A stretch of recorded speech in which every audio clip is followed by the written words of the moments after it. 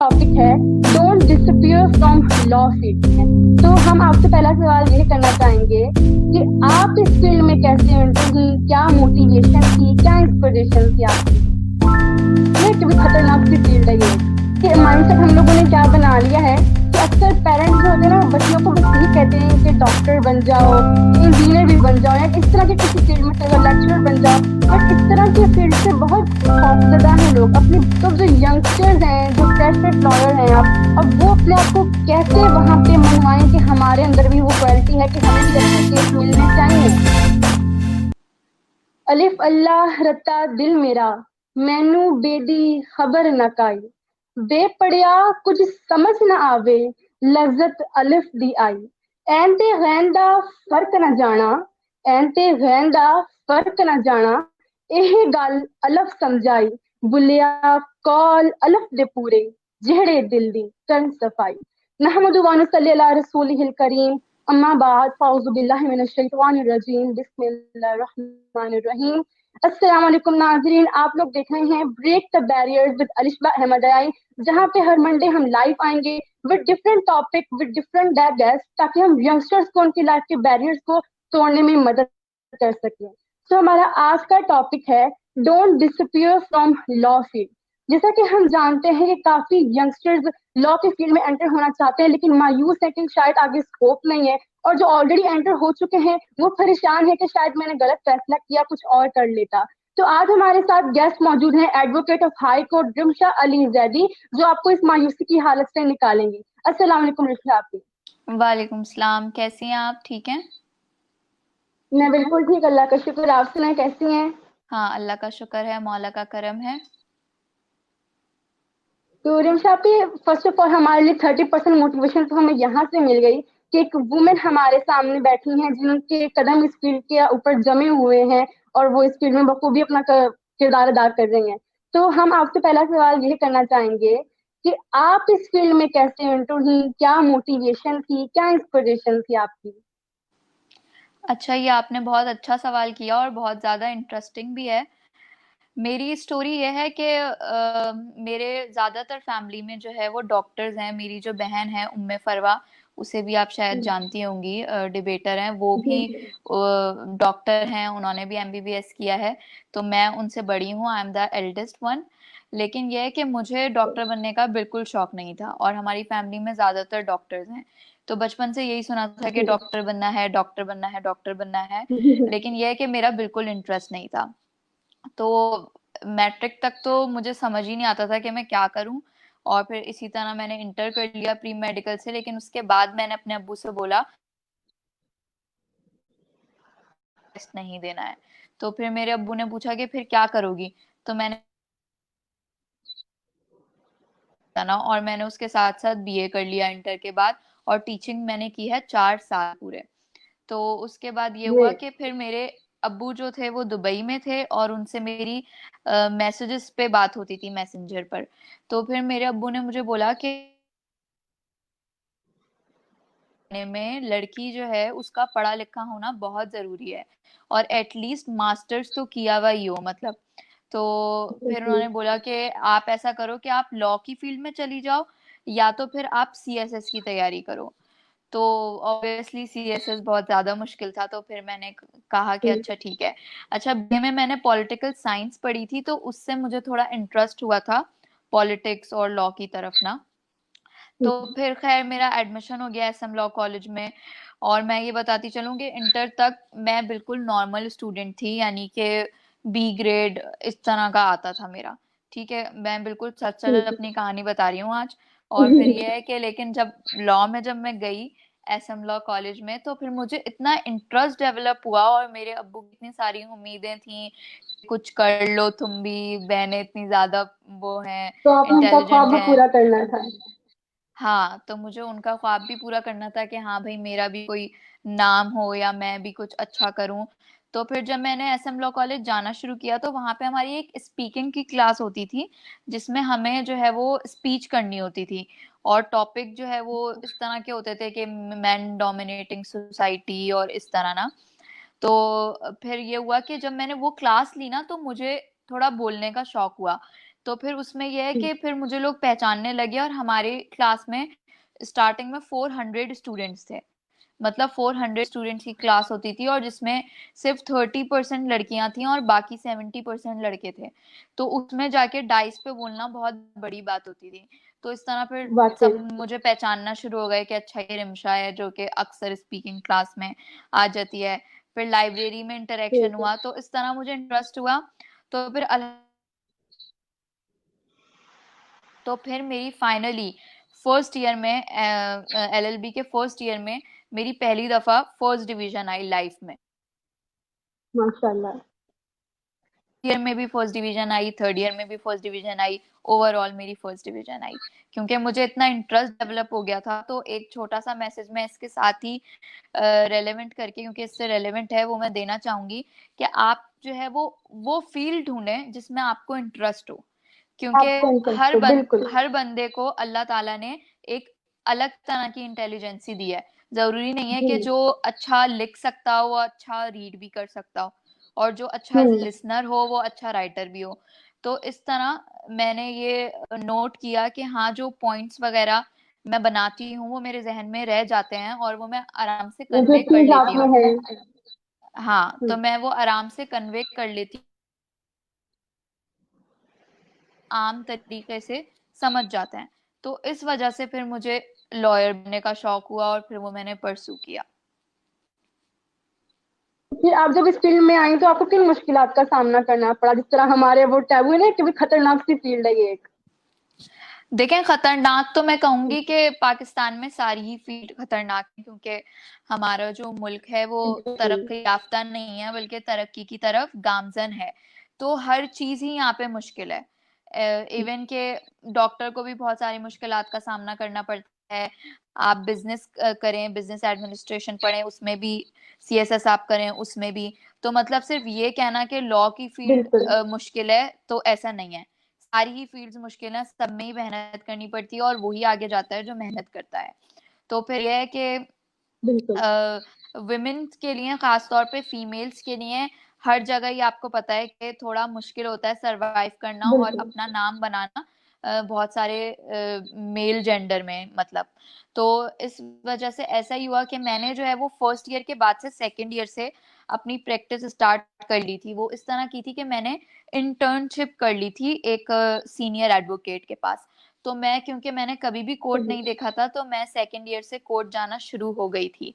यानी कि मैं सुबह कोर्ट जाती थी और मैं फाइल्स भी उठाती थी सीनियर की, और मैं छोटी छोटी एप्लीकेशन जैसे एडमेंट की होती है और जो है वो कंडोनेंस की होती है, इस तरह की एप्लीकेशंस लिख के उनको सबमिट करा देती थी। मतलब या आपने जोश था आगे जाने का।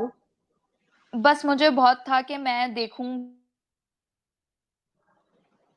फिल्मों और ड्रामों में तो बस यही देखा था कि भाई वो ऐसा कहते हैं जज साहब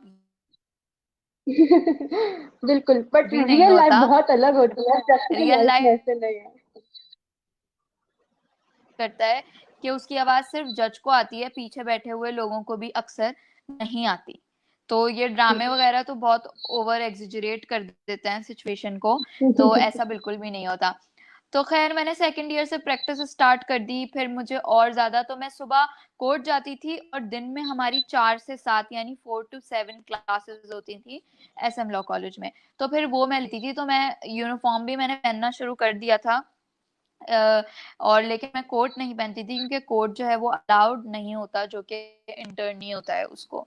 तो बस फिर मैं यूनिफॉर्म में ही आ जाती थी। और उस वक्त मुझे इतनी नींद भी आ रही होती थी, क्योंकि सुबह से इंसान उठा हुआ है और फिर जा रहा है कोर्ट, और सारी लेकिन हार जाहिर सी नहीं बात है। मानी। लेकिन वो था दिल में कुछ करने का, कि जो है वो बस कुछ करना है। तो यही है कि फिर थर्ड ईयर में फिर मैंने बकायदा प्लेन्स बनाना शुरू कर दिए, केसेस बनाना स्टार्ट कर दिए। जो सिविल केसेस होते थे, क्रिमिनल केसेस मैंने बहुत जबरदस्त तरीके से बनाने शुरू कर दिए। और फिर मैंने अपने सीनियर को चेंज किया। फिर मैंने, जो मेरे सीनियर थे वो थे नासिर अब्बास रिजवी। उन्होंने, वो माशाल्लाह से 70 अबव अबव 70 थे वो। और उन्होंने जो मुझे सिखाया वो बहुत ही जबरदस्त, यानी कि मैंने उनसे ये सीखा कि कब आपको क्या बोलना है और कब आपको कैसे अपने हैंड्स को मूव करना है, कब आपने पेन उठाना है, कब रखना है, ये सब कुछ मतलब उन्होंने मेरी तरबियत की, समझ लें आप। मतलब एक होती है तरबियत एक की। जी, एक होती है एजुकेशन और एक होती है तरबियत। तो उन्होंने मुझे चलने का, ओढ़ने का, वो बहुत वेल ड्रेस्ड रहते थे हमेशा, और जो है वो माशाल्लाह से अभी भी हयात हैं, अल्लाह उनको लंबी जिंदगी दे। तो उन्होंने मुझे जितना सिखाया, मेरा नहीं ख्याल कि मैंने अपने अब्बू और उनके बाद एडवोकेट नासिर अब्बास रिजवी से ज्यादा किसी और से सीखा है। मैंने उनसे बहुत कुछ सीखा है अल्हम्दुलिल्लाह। फिर उनसे आते हमारे माइंडसेट हम लोगों ने क्या बना लिया है कि अक्सर पेरेंट्स जो होते हैं ना, वो बच्चियों को बस यही कहते हैं कि डॉक्टर बन जाओ या इंजीनियर भी बन जाओ या इस तरह के किसी फील्ड में चले जाओ, लेक्चरर बन जाओ। बट इस तरह के फील्ड से बहुत खौफजदा हैं लोग, अपनी बच्चियों के मामले में स्पेशली। अब तो खैर काफी ट्रेंड आ चुका है, लड़कियां सीएसएस भी कर रही हैं, बैरिस्टर भी बन रही हैं, लेकिन फिर भी लोग, पेरेंट्स काफी डर जाते हैं। 30% उनको ये खदशा होता है कि कुछ गलत ना हो जाए हमारी बच्ची के साथ, ये वो। तो उस हवाले से फिर आप क्या कहना चाहेंगे? थ्रू मैं यही मैसेज देना चाहूंगी सारे जो पेरेंट्स हैं उनको, कि देखें अपने जो आपका जो बच्चा है उसका जो इंटरेस्ट है जिस चीज में, आप उसे उसमें भेजें, और आप फिर देखें कि वो क्या वंडर्स करता है। क्योंकि अगर उसकी परफॉर्मेंस कम होगी, आप जिस फील्ड में उसे अपनी मर्जी से भेजेंगे उसमें उसकी परफॉर्मेंस कम होगी, वो उतना जितना अच्छा परफॉर्म कर सकता है उतना अच्छा नहीं करेगा। अगर वो नहीं कर खुद पाएगा। अपनी फील्ड चूज करेगा जिसमें उसको इंटरेस्ट होगा, तो वो उसमें चाहेगा कि वो आगे से आगे जाए। जैसे कि अगर एक बच्चा है जो कि फोटोग्राफर बनना चाहता है, लेकिन आप उसको भेज देंगे लॉ में, तो वो कभी भी इतना अच्छा परफॉर्म नहीं कर कभी पाएगा नहीं जितना कर अच्छा वो पाएगा। फोटोग्राफर ऐसा। और हर हर प्रोफेशन रिस्पेक्टेबल है आजकल के दौर में। अब ये बात बिल्कुल ही गलत हो साबित हो गई है कि नहीं, ये वाला प्रोफेशन रिस्पेक्टेबल नहीं है, आप इसमें जाएं। हमेशा से होता था कि डॉक्टर ही रिस्पेक्टेबल प्रोफेशन है और वही एग्जैक्टली। बनना चाहिए सारे जो इंटेलिजेंट लोग हैं या वैसे भी। लेकिन यही है कि अगर सब डॉक्टर बन जाएंगे तो बाकी सारे लोग कहाँ से आएंगे हमारे पास। बाकी समझ होते। और इस फील्ड में हमें लड़कियों की बहुत जरूरत है इस फील्ड में। और दूसरी बात, जिस तरह आपने कहा कि हमारे जो स्किल्स हैं उस फील्ड को हमें अपने लिए चूज करना चाहिए, उसमें यही है कि एक सेल्फ कॉन्फिडेंस होता है कि यार जो मैं कर रहा हूँ ना वो परफेक्ट है, और इसमें मेरे पास पावर है करने की। और अगर जी आप जी ऐसे किसी बिल्कुल। फील्ड में चले जिसमें आपके स्किल्स ही ना हो, तो फिर वहां पे आप कुछ नहीं कर पाओगे, आगे नहीं बढ़ पाओगे। तो रिम्स हाँ आपसे आपसे बिल्कुल, आप मेरा ठीक कह रही हैं। आपसे मेरा तीसरा सवाल है कि कभी कोई ऐसा पॉइंट आया लाइफ में कि ऐसा हर्डल जब आपने सोचा कि यार गलत किया यहाँ पे आके? देखिए ये तो मैं झूठ नहीं बोलूंगी कि ऐसा कोई पॉइंट नहीं आया जब सीनियर्स की इतनी ज्यादा भारी भारी फाइल्स उठानी पड़ती थी, और सिर्फ जाकर डेट्स लेनी पड़ती थी, एडजर्नमेंट करानी पड़ती थी। तो मुझे बहुत दफा ऐसा ख्याल आया कि यार हम मतलब क्या क्लर्क हैं या पियून है जो हम ये सारे काम कर रहे हैं। लेकिन एवेंचुअली आपको कुछ बनने के लिए कुछ थोड़ा बहुत अपनी मतलब सेल्फ रिस्पेक्ट को थोड़ा साइड में करना पड़ता जब है, और छोटे आपको काम से सब शुरू कुछ करोगे तो बड़ा काम भी मिलेगा। ऑब्वियसली एग्जैक्टली यही बात है कि आप स्मॉल एफर्ट से शुरू करें, और फिर आपको जो आप उसमें आउटपुट इनपुट देंगे उतना आउटपुट आपको इंशाल्लाह इतना आउटपुट जरूर मिलेगा। मिलेगा। बस अल्लाह ताला पे यकीन रखें और मेहनत करते रहें। बिल्कुल। और कॉन्फिडेंस का होना बहुत लाजमी है। फॉर सपोज अगर कोई सेल्समैन कोई प्रोडक्ट की उसको अगर वो बेच रहा है, तो उससे अगर यकीन नहीं है कि मेरे प्रोडक्ट की क्वालिटी अच्छी है, तब तक उसको आउटपुट नहीं आएगा। तो अगर आप अपनी फील्ड को खुद ही बेकार समझना शुरू हो जाएंगे, तो मेरा ख्याल है कि फिर आप कभी उसमें कामयाब नहीं हो सकते, फिर दूसरे भी यही कहेंगे कि तुमने ये फील्ड गलत चूज की है। बिल्कुल यही बात है कि जो है आपको कॉन्फिडेंस होना चाहिए अपने ऊपर कि आप इस फील्ड में यू विल डू वंडर्स। और आपको यह है कि मेहनत नहीं छोड़नी है। जिस दिन आपने ये सोच मेहनत लिया नहीं कि छोड़नी चाहिए। आई एम परफेक्ट, मैं परफेक्ट हो गया हूँ और अब मुझे कुछ जरूरत नहीं है पढ़ने की, तो फिर आप उस दिन से आपका डाउनफॉल शुरू हो जाएगा। डाउनफॉल शुरू हो गया। और दूसरी बात ये है ना कि आपको हमेशा परफेक्ट फील्ड चूज नहीं करनी चाहिए कि परफेक्ट फील्ड मुझे मिल जाए। वहां पे आपको महदूद फिर कामयाबी मिलेगी। अगर आप अपनी फील्ड को खुद परफेक्ट बना देंगे, तो मेरा ख्याल है कि वहां पे फिर आपकी मंजिल पे कामयाबियां ही कामयाबियां हैं।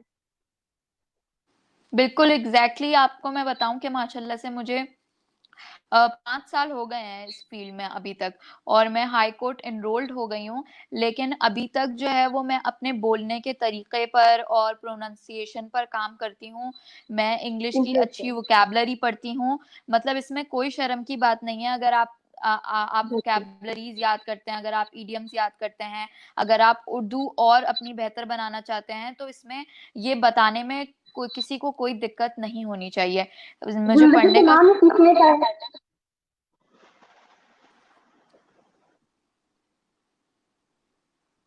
अच्छा रम साहब, फिर अगला सवाल आपसे ये है कि गर्ल्स का इस फील्ड में क्या स्कोप है? उतना है जितना मर्दों के लिए है, या फिर गर्ल्स को इतना स्कोप नहीं है इस फील्ड में? देखिए, मैं आपको अगर सच बताऊं तो ये है कि जो इसमें मेहनत करेगा उसका स्कोप है। जैसे कि मैंने एज आई जी सेड जी। अर्लियर, जो भी मेहनत करेगा उसका स्कोप है। लेकिन हाँ, ये है कि आपको जैसे कि पता है कि लड़कियों की शादियां हो जाती हैं पढ़ते ही, तो वो परसू नहीं कर पाती हैं अपनी स्टडीज को आगे, अपने प्रोफेशन को। और जो है वो फिर ये होता है कि सारी सारी अच्छी जगहों पर हमें मेल्स ही नजर आते हैं, कोई एक आध जी फीमेल होती है। अब आप देखें कि हमारे मुल्क में अगर मैं आपको बोलूं कि 5 अच्छे लॉयर्स के नाम बताएं, मेल लॉयर्स के, तो आप आराम से बता देंगी, या कोई और भी आराम से बता देगा। अगर मैं आपको बोलूं कि 2 फीमेल अच्छी लॉयर्स का नाम बता दें, तो हो सकता है कि आप ना बता पाए। मुश्किल में पड़ जाऊं। सिर्फ जी। तो असमा जहांगीर को लोग जानते, और लोगों के पास नाम नहीं आते। जी, आपको मेरी आवाज आ रही है? जी जी आ रही है। तो बात सारी मतलब यहाँ पे यही है कि मेहनत शर्त है। हेलो। तो अगर, जी जी मुझे आपकी आवाज आ रही है रूफ आपकी।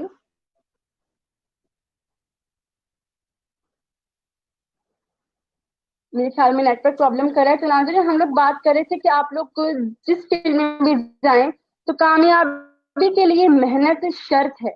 क्योंकि अगर आप मेहनत करना छोड़ देंगे तो आप कभी कामयाब नहीं हो सकते। और अगर मेहनत करने के बाद भी आप मायूस हैं कि मैं कामयाब नहीं हो पा रहा, तो फिर वहां से आपकी डाउनफॉल आपका शुरू हो जाएगा। क्योंकि चैप्टर नंबर, कुरान के चैप्टर नंबर 12 में 87 वर्सेज में है कि मायूस, अल्लाह की रहमत से मायूस होने वाला काफिर है। तो अगर मायूसी को हम कुफ्र है, मायूसी तो अगर कुफ्र है, तो फिर आप कैसे सोचते हैं कि आप जो भी मेहनत करेंगे आपको उसका फल मिलेगा? जी उषा आपकी। जी, आपको मेरी आवाज आ रही है? जी अब आ रही है।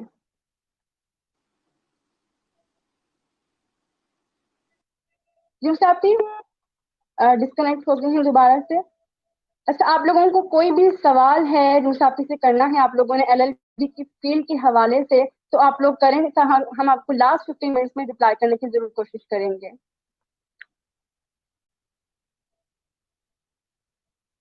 अमीन खान कहते हैं सलाम वालेकुम अस्सलाम।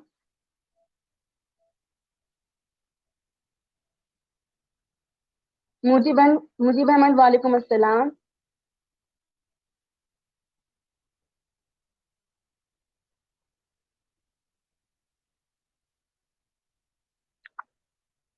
अच्छा नाज़रीन, यहाँ से मैं एक और बात आप लोगों के साथ करती चलूं कि हम लोगों ने नोट किया होगा, आप लोगों ने भी किया होगा कि जिन लोगों की सैलरी ज्यादा होती है और जो लोग जिनकी प्रमोशन बार बार होती है, तो उन लोगों को आपने इंथुजियास्टिक देखा होगा अपने फील्ड में। और जिन लोगों की सैलरी कम होती है और जो लोग प्रमोशन जिनकी नहीं हो पा रही होती, तो वो इंथुजियास्टिक कम होते हैं। तो मैं पहले वाली बात को दोबारा दोहराने की कोशिश करूंगी कि आप जिस फील्ड में हो, फर्स्ट ऑफ ऑल आपका खुद इस पे कॉन्फिडेंस होना चाहिए कि जो मैं कर रहा हूँ वो बेहतर है, फिर ही आपको उसका आउटपुट मिलेगा। हेलो, आपको मेरी आवाज आ रही है? जी हाँ, आपको मेरी जी आवाज आ साथी रही है? आपको आ रही है? जी अब आ रही है, डिस्कनेक्ट हो गया था आपका।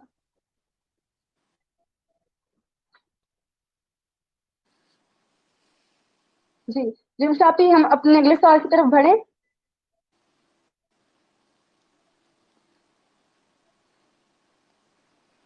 जी साथी, हम अपने जी, तो अगले सवाल की तरफ बढ़े। जी जी, आप क्वेश्चन करें।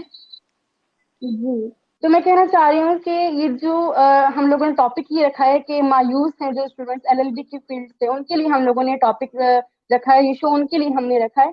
तो फिर उनके लिए सॉल्यूशंस क्या होने चाहिए? जो चाहते हैं स्टूडेंट्स के मुझे एलएलबी करनी है, मगर अब वो परेशान है कि स्कोप नहीं है। हम बात तो कर चुके हैं कि मेहनत शर्त है, बट तो फिर भी हम लोगों ने माइंडसेट बनाया हुआ है अपना कि नहीं भी स्कोप नहीं है, अब तो नहीं जाना हमने इस फील्ड में। तो उनकी माइंड्स को खत्म करने के लिए आप क्या कहना चाहेंगे?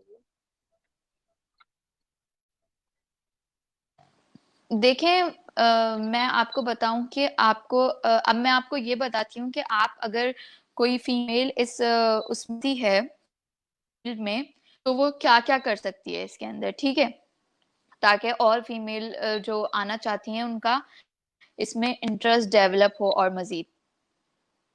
एग्जैक्टली। जी, तो मैं ये कह रही थी कि देखें, अगर आपने एलएलबी किया, एलएलबी 3 साल का भी होता है और 5 साल का भी होता है। अगर आप इंटर के बात करेंगे तो आपको 5 साल का पड़ेगा, जिसे बीए एलएलबी कहते हैं। और अगर आप जो है वो बीए या बीकॉम या बीएससी के बाद आप भी करेंगे, 3 होगा। अब के बाद आपने एलएलबी कर लिया, ठीक है, अब आपको लाइसेंस के लिए टेस्ट देना है, जिसे हम लॉ गेट भी कहते हैं। और वो टेस्ट सीनियर एडवोकेट के साथ काम करना है उनके केसेस में, और फिर उस 6 महीने के बाद आपको लाइसेंस मिलता है, and you are now officially enrolled as a lawyer. आवाज आ रही है आपको?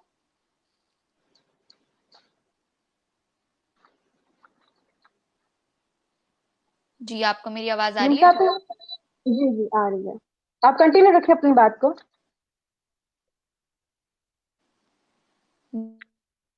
जी, तो मैं आपसे ये कह रही थी कि जब आप एलएलबी कर लेते हैं तो उसके बाद फिर आपको ऑफिशियली 6 महीने बाद लाइसेंस मिलता है, and then you are enrolled as a lawyer.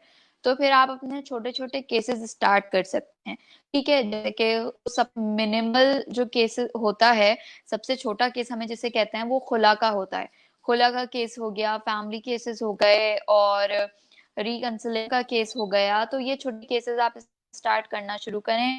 फिर आप थोड़ा और एसएमए की तरफ जाएं। एसएमए जो सक्सेशन केसेस होते हैं, जायदाद के, विरासत के, आप क्रिमिनल केस में होते हैं जो छोटे मोटे चोरी के या फिर ड्रग्स के केसेस होते हैं, नारकोटिक्स के।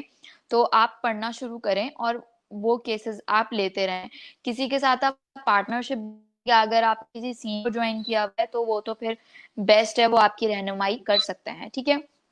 अब 3 साल आपने बगैर पैसों को देखे कि आपको कितनी फीस मिल रही है, कितनी नहीं मिल रही है, आपको बस केसेस लड़ते जाना है 3 साल तक इनिशियली।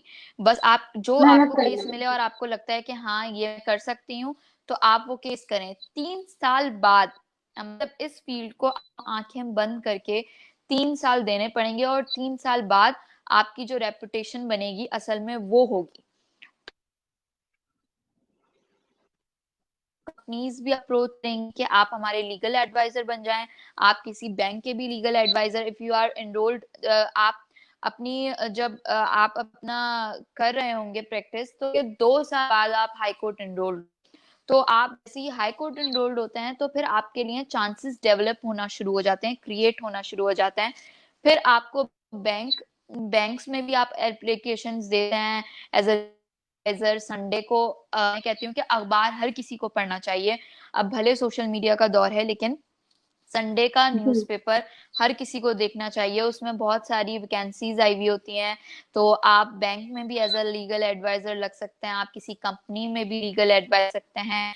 उसके अलावा अगर फीमेल्स के लिए मैं कहूंगी कि फीमेल्स के लिए बेस्ट है कि वो सीधा सिविल जज का एग्जाम दें, 1-2 साल अपनी प्रैक्टिस जी। करें, और उसके बाद वो सिविल जज के लिए ट्राई करें। सिविल जज का एग्जाम्स जैसे आजकल सीट्स आई हुई हैं, लेकिन अभी एग्जाम की डेट नहीं आई है। तो उसमें ये होता है कि आपको एक एमएस बेस्ड टेस्ट होता है। अगर आप उसमें 50% से ज्यादा मार्क्स आपके आते हैं, तो then you are eligible for the written test. Written test 100 marks का होता है, उसमें आपके 50% से अबव आते हैं, तो then you are qualified for the interview. और इंटरव्यू में फिर आपको 5 जजेस हाई कोर्ट के बैठते हैं आपके सामने और क्वेश्चंस करते हैं, और फिर वो डिसाइड करते हैं कि आप सिविल जज के रुतबे के लिए आप क्वालिफाइड हैं या नहीं है। और फिर सिविल जज की माशाल्लाह से मोर देन 1 लाख जो है वो सैलरी होती है, और उसमें बेनिफिट्स भी होते हैं, आपको रेजिडेंसी मिलती है, फ्यूल मिलता है, मेडिकल फ्री तो आप मेडिकल मिलता है। तो ये सब है, तो के लिए बेस्ट है कि वो सिर्फ एग्जाम दे दे लॉ करने के बाद। ठीक, यही मैं आपसे सवाल करने वाली थी अभी। अच्छा, आप ये बताएं कि जब एक फ्रेश लॉयर आप कोर्ट में एंटर हुआ है, ठीक है, अब वहां से पहले बहुत सीनियर लॉयर्स हैं, एडवोकेट्स हैं वहां पे, तो अब जो यंगस्टर्स हैं, जो फ्रेश फ्रेश लॉयर हैं, अब वो अपने आप को कैसे वहां पे मनवाएं कि हमारे अंदर भी वो क्वालिटी है कि हमें भी अच्छे केस मिलने चाहिए, क्योंकि दुनिया तो आपको हमेशा पीछे धकेलने के लिए आगे सामने खड़ी रहती है। अब आप अपने आप को कैसे मनवाएं वहां पे? हाँ जी, आपने बहुत अच्छा सवाल किया कि कैसे मनवाएं। उसमें आपको यही है कि आपको जो भी केस मिले तो आप उसमें मेहनत करें बहुत ज्यादा, और आप जो है वो यही है कि कभी भी ऐसे ना समझें, 1 मिनट, कभी भी आप जो है वो ऐसा ना समझें कि आपका छोटा केस है तो आपको तैयारी के बगैर जाना है। आपको हमेशा जब आपको जाना है कोर्ट में तो आपके पास ठीक। आपकी पूरी तैयारी हो। और एक ठीक। बहुत जबरदस्त मैं एक बात बताऊं आपको। जी। हाँ, मैं आपको एक बहुत जबरदस्त बात बताऊं कि कहा जाता है कि आप जब भी जाएं कोर्ट रूम में तो आपके पास जरूर उससे रेलेवेंट बुक्स होनी चाहिए। जैसे कि फॉर इंस्टेंस अगर मैं कोई क्रिमिनल केस करने जा रही हूँ, तो क्रिमिनल केस में मेरे पास सीआरपीसी होनी चाहिए, मेरे पास कानूनी शहादत होनी चाहिए, जो भी उसका ट्रायल जिस स्टेज पर है, तो उससे रेलेवेंट जो बुक्स हैं वो मेरे पास होनी चाहिए, और मेरे पास केस की फाइल जरूर होनी चाहिए। मैंने बहुत सारे लॉयर्स को अक्सर ऐसा देखा है कि वो विदाउट फाइल आ जाते हैं, मतलब कि वो कभी घर में भूल आते हैं अपनी फाइल, कभी वो अपने ऑफिस में फाइल भूल आते हैं। तो दिस इज अनप्रोफेशनल बिहेवियर। बहुत मशहूर कहावत है कि a lawyer without a book is like a warrior in the battle without sword। मतलब कि एक वकील बगैर किताब के ऐसा है कि एक जंग में बिना तलवार के लड़ता हुआ सिपाही। बिल्कुल।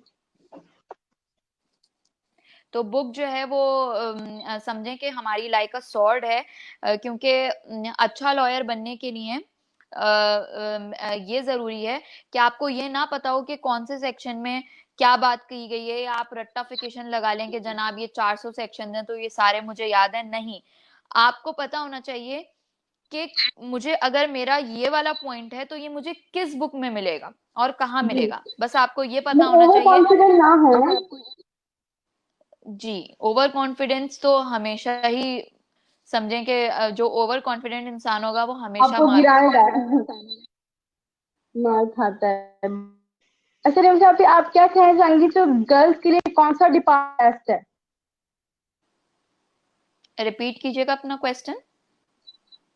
गर्ल्स के लिए, फीमेल्स के लिए कौन सा डिपार्टमेंट बेस्ट है? मोस्टली द फीमेल वो डोमेस्टिक लॉ यूज करती लेती हैं। देखिए, ज्यादातर आपकी जो क्या राय मैंने है इसके बारे में? फीमेल्स को, हाँ, मैंने ज्यादातर फीमेल्स को यही देखा है कि फीमेल्स जो है वो ज्यादातर फैमिली केसेस लेती हैं। जैसे कस्टडी का केस हो गया, खुला का केस हो गया, डाइवोर्स हो गई, रिकंसिलेशन का केस हो गया, और मेंटेनेंस का केस हो गया, डाउरी का केस हो गया। तो फैमिली सूट्स जितने भी होते हैं, फीमेल लॉयर्स वो ज्यादा ठीक तरह से कर लेती हैं, और उसमें फीस भी नॉर्मल अच्छी मिल जाती है। और दूसरी बात यह है कि जो, जैसे कि अगर एक औरत आ रही है जिसको खुला चाहिए तो वो भी प्रेफर करती है कि मेरी जो लॉयर हो वो फीमेल ही हो। तो इसमें फैमिली फैमिली प्रैक्टिस में ज्यादा स्कोप है फीमेल्स का। सेकेंडली ये कि अगर आप जज भी बनते हैं, सिविल जज, तो तब भी आप फैमिली जज ही बनेंगे। फीमेल्स को ज्यादातर जो फैमिली सीट्स होती हैं, फैमिली जज सीट्स होती हैं, उस पे उनको कोटा मिलता है ज्यादा से ज्यादा। तो यही है कि फैमिली प्रैक्टिस बहुत अच्छी है उनके लिए, लेकिन यही है कि फैमिली सूट्स अगर आप करते हैं तो उससे आपकी एक इमोशनल अटैचमेंट हो जाती है। हर कोई जो बहुत ज्यादा इमोशनल और सेंसिटिव इंसान होगा वो फैमिली केसेस नहीं कर सकता। जी। अच्छा, अगर हम बैरिस्टर बनना चाहें तो उसका क्या प्रोसेस है आगे? देखिए, बैरिस्टर बनने के लिए आपको जो है वो बार एट लॉ करना पड़ता है, और वो लंदन से या फिर डिफरेंट जगहों से होता है। बेसिकली यूके लोग जाते हैं ज्यादातर करने के लिए। हमारे जो फाउंडर ऑफ पाकिस्तान है मोहम्मद अली जिन्ना, अल्लाह ताला उनको, उनके दर्जात को बुलंद फरमाए, उन्होंने भी बार एट लॉ जाके यूके से ही किया था। तो उसके बाद जब आप बार एट लॉ करते हैं, वो 2-2.5 साल का आपको पड़ता है, और उसके बाद आप बैरिस्टर कहलाते हैं। मेरे पास 30 मिनट है, तो मैं आप हमारे यंग कोई मैसेज। कोई मैसेज? जी, हमारे यंगस्टर्स के लिए कि उन्हें अगर इस फील्ड के लिए वो आना चाहते हैं, अगर वो एंथुसियास्टिक हैं, तो उन्हें आना चाहिए, मायूस ना हो, लोगों की बातों में ना आए। जी, अगर आपने पक्का इरादा कर लिया है कि आपको जो है वो इसी फील्ड में आना है, तो आप जरूर आइए, और जो है वो लोगों की बात पे ध्यान ना दें, बस मेहनत करें, अच्छा पढ़ें। मेहनत शर्त है, ये नहीं कि आपने लॉ ले ली और फिर आप जो है वो रट्टाफिकेशन करके पेपर्स अपने दे रहे हैं, एग्जाम्स, और पढ़ नहीं रहे हैं और सही से समझ नहीं रहे हैं, क्योंकि लॉ को समझना बहुत जरूरी है। कहते हैं कि law is nothing but a common sense, यानी कि जो बिल्कुल, हेयर, ये कहते हैं कि law is nothing but a common sense, and a common sense which is not common hair. तो कॉमन सेंस भी हर किसी इंसान के पास नहीं होता। तो आप अपनी, मैं तो ये एग्जैक्टली, कहती हूँ सबको कि आप अपनी स्किल्स डेवलप करें। आप रीडिंग पे तवज्जो दें, आप लिसनिंग पे बिल्कुल, तवज्जो दें, आप जो है वो राइटिंग बिल्कुल, करें। तो ये सारी जब आप स्किल्स अपनी तेज कर लेंगे, और जरूरी नहीं है कि अगर आपकी रीडिंग अच्छी नहीं है तो वो हो ही नहीं सकती अच्छी। आप रीड करें, आप न्यूज़पेपर बिल्कुल, रीड करें, आप सब स्टोरीज रीड आपके करें, हाथ में है। सब आपके हाथ में है। कॉन्फिडेंस नहीं खोना है, पहले खुद एतमाद होना चाहिए, और अपने आप की रिस्पेक्ट करें कि आप जो है वो कोई इस तरह नहीं है कि आप कुछ आम ऐसा नहीं नहीं, सोचें कि यू आर नथिंग। आप जो है, आपके अंदर बिल्कुल, पोटेंशियल है, और अल्लाह ताला ने आपको कोई ना कोई सलाहियत दूसरे लोगों से ज्यादा दी होगी। जैसा कि मैंने पहले भी कहा था कि आपकी कोई स्किल बिल्कुल, होगी जो दूसरे इंसानों से ज्यादा अच्छी होगी, आप उसे बस ढूंढ लें, और फिर आप उसको जो है वो जैसे कि एक डेवलप करें। स्टोन होता है, जी, डेवलप करें। मैं वही उसी तरफ ही आ रही थी कि एक स्टोन होता है, जब आप उसको तराशते हैं तो तब वो हीरा बनता है। तो आप अपनी स्किल्स को बिल्कुल, तराशें, और फिर आप जो है वो देखिएगा कि यू विल डू वंडर्स इंशाल्लाह। एग्जैक्टली। अच्छा मुझे आप ही, हम इस शो का इख्तिताम एक पोल्ट्री के साथ करना चाहेंगे, जो मैंने खुद लिखी थी जाए बने से थोड़ी देर पहले। तो दैट इज, तकदीर का है बादशाह वो खुदा, तू मेहनत तो कर।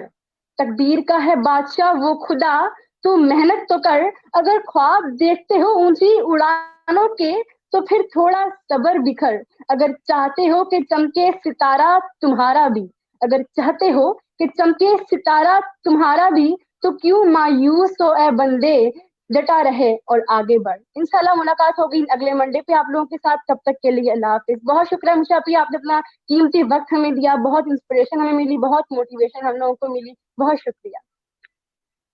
Thank you Alishba. और आपसे बात करके भी मुझे बहुत मजा आया। इंशाल्लाह हम फर्दर भी इंशाल्लाह थैंक यू लाइव सो आएंगे। मच। इंशाल्लाह, इंशाल्लाह।